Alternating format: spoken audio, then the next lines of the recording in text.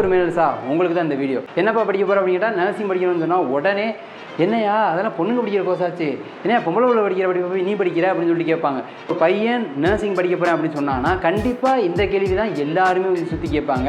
இதே கூட படிக்கிற பையன்கள்ட்ட நான் நர்சிங் படிக்கிறேன்டான்னு சொன்னோம்னா தாலி தான் சுற்றி பொண்ணுங்களாக இருப்பாங்க அப்படின்னு சொல்லுவாங்க. ஆனால் அந்த பொண்ணுங்கனால தான் பிரச்சனையே.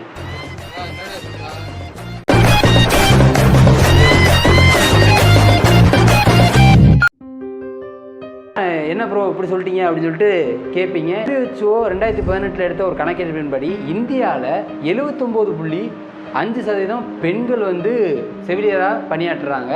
இதே ஆண்கள் எடுத்துட்டோம்னா வெறும் 20.5% தான். இதே ஒரு ஸ்டீரியோ டைப் இருக்குது, செவிலியர்கள்னு வந்து எடுத்துக்கிட்டாலே அவங்க பெண்களாக மட்டும்தான் இருப்பாங்க அப்படின்னு சொல்லிட்டா. இப்போயுமே கிராமப்புறங்களில் நம்ம நகரப்புறங்களையும் சரி நர்ஸ் அப்படின்னு கேட்டோம்னா ஒரு பெண்ணாக நர்ஸாக இருப்பாங்க அப்படின்னு தான் நம்ம சொல்கிறோம். படங்கள்லேயுமே அதே மாதிரி தான் விஷயத்தை தான் வந்து காட்டிக்கிட்டு வருவாங்க. அப்படி ஒரு விழிப்புணர்வே நம்ம மக்கள்கிட்ட வந்து கிடையாது. நர்சிங் ஃபீல்டில் நம்ம என்ட்ராகும் பொழுது பார்த்தா சுற்றி வந்து பெண்களாக இருக்காங்க. பெண்கள்லாம் இருக்கிறது உனக்கு என்னடா பிரச்சனை அப்படின்னு கேட்பீங்க. நம்ம ஸ்கூல் படிக்கும்பொழுது 40 பசங்க 10 பொண்ணுங்க, 30 பசங்க 20 பொண்ணுங்க இப்படி தான் நம்ம பார்த்துருப்போம். அப்படி காலேஜில் பார்த்தா இது ஆப்போசிட்டாக இருக்கும். 30-40 பொண்ணுங்க இருப்பாங்க, 10 பசங்க தான் வந்து இருப்போம். இது என்னென்னா இப்போ நம்ம வந்து நர்சிங் படிக்கிறோம், 30 பொண்ணுங்க 40 பொண்ணுங்க இருக்காங்க, அவங்க ஏதாவது பிரச்சனை பண்ணாங்கன்னா அவங்க வந்து மாட்ட மாட்டாங்க. ஆனால் எந்த தப்புமே பண்ணலனாலும் நம்ம தான் மாட்டுவோம்.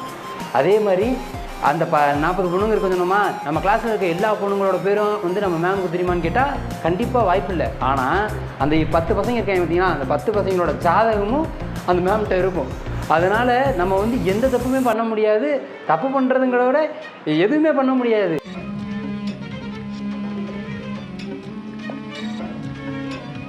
என்ன பண்ணாலும் மாட்டிக்கிடுவோமே அப்படின்னு சொல்லிட்டு அமைதி புறாவை நம்ம அடங்கி இருக்க வேண்டிய கட்டாயத்துக்குள்ளாகும். எப்படி இருந்தனா இப்படி ஆயிட்டேன். இது இங்கே மட்டும்தானே கேட்டால் கண்டிப்பாக கிடையாது. வேலை பார்க்கும்பொழுது இந்த பிரச்சனை இருக்கும். எப்படின்னு கேட்டிங்கன்னா ஒரு வார்டுக்கு 10 பேர்னா அதில் ஒரே ஒரு மேல் நர்ஸ் தான் இருப்பாங்க. இதில் என்ன உனக்கு பிரச்சனை இருக்கும் அப்படின்னு சொல்லிட்டு எல்லாரும் கேட்பீங்க. நீங்கள் என்ன வச்சு பாருங்கள், நம்ம சுற்றி வந்து பெண்கள் இருக்காங்கன்னா நம்மளால் ஒரு கம்ஃபர்டபுளாக நம்மளால் உட்கார முடியுமா, நம்ம மூச்சு விட்டால் கூட அது தப்பாகிருமோ, அது தப்பாக தெரிஞ்சிருமோங்கிற ஒரு பய உணர்வு வந்து நம்மளுக்கு இருக்கணும். நம்ம எதாவது பேசணுன்னாலும் யோசிச்சு பேச வேண்டியதாக இருக்கும். நம்ம செய்கிற செயல்லேருந்து எல்லாமே வந்து கொஞ்சம் நம்மளுக்கு வந்து மற்றவங்க தப்பாக நினச்சிருவாங்களோ அப்படிங்கிற ஒரு பயம் வந்து இருந்துகிட்டே இருக்கும். ஏன்னா நம்மளை சுற்றி பெண்கள் இருக்காங்க அப்படின்னு சொல்லிட்டு. ஆனால் என்னால் ஒரு விஷயத்தை மட்டும் ஆணித்தனமாக சொல்ல முடியும். என்ன தான் நம்ம வந்து இப்படி ஒரு இன்செக்யூரான ஃபீல்டில் ஒரு மேல் நர்ஸ் இருந்தாலும் நம்மளை சுற்றி இருக்காங்கல்ல ஃபீமேல் ஸ்டாஃப்ஸு, அவங்கள என்றைக்கும் வந்து அந்த மாதிரி இன்செக்யூர்டாக இந்த பையன் இருக்கானே அப்படின்னு சொல்லிட்டு ஃபீல் பண்ண வச்சது கிடையாது அப்படிங்கிறது வந்து சொல்லக்கூடிய உண்மை. ஸோ இந்த ஸ்டேட்மெண்ட்டை வந்து மற்றவங்கள்ட்ட கலெக்ட் பண்ணணும்னு ஆசைப்பட்டேன். ஸோ எனக்கு தெரிஞ்ச நர்சிங் படிக்கிற நர்ஸாக ஒர்க் பண்ணுற ஸ்டாஃப்ஸ்கிட்ட மேல் நர்ஸை பற்றின ஒப்பீனியன்ஸை கேட்டேன். அதை நீங்களே கேளுங்க.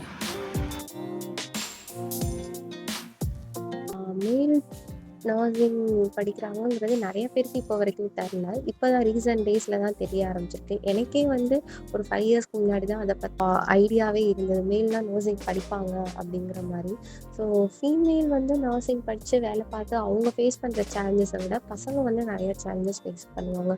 இன்கேஸ் அவங்க வந்து ப்ராக்டிக்கல் வைஸ் கம்பேரிட்டிவ்லி ஃபீமேல்ஸை விட எவ்வளோ நல்லா பண்ணாலும் ஃபீமேல்ஸ் வந்து மேல் பேஷண்ட்டை ஹேண்டில் பண்ணலாம், எல்லாத்துக்கும் ஓகே சொல்லுவாங்க. பட் ஃபீமேல் பேஷண்ட்டை மேல் ஹேண்டில் பண்ணுறதுக்கு எல்லாத்துக்குமே ரெஸ்ட்ரிக்ஷன் பண்ணுவாங்க.